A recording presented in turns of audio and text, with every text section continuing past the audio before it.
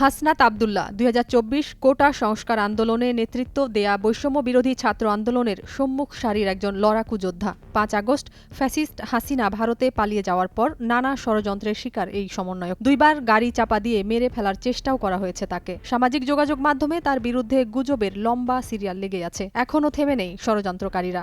এবার তার বিরুদ্ধে আনা হয়েছে দুর্নীতির অভিযোগ। এ ব্যাপারে অন্তর্জালে একটি পোস্ট দিয়েছেন হাসনাত।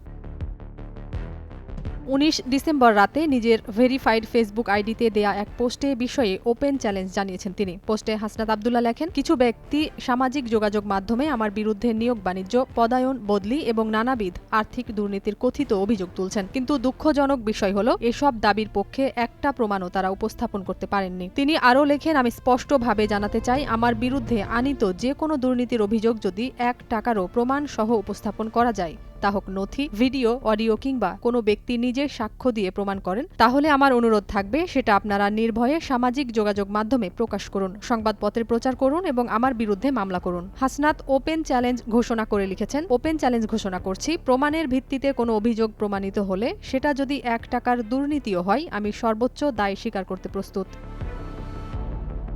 এর আগে গত আগস্টে বন্যা শুরু হওয়ার পর বন্যার্ত মানুষের পাশে দাঁড়াতে টিএসসিতে ত্রাণ সংগ্রহ কার্যক্রম পরিচালনা করে বৈষম্য বিরোধী ছাত্র আন্দোলন। কিন্তু বৈষম্য বিরোধী ছাত্র আন্দোলন জেলা ও বিভাগীয় পর্যায়ে ভ্রমণ শুরু করলে ত্রাণের টাকার হিসাব নিয়ে শুরু হয় সমালোচনা।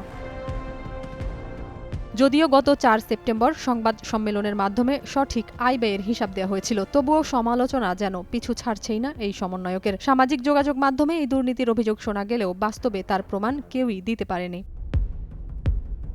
নাজিয়াত রুনা, নয়া দিগন্ত।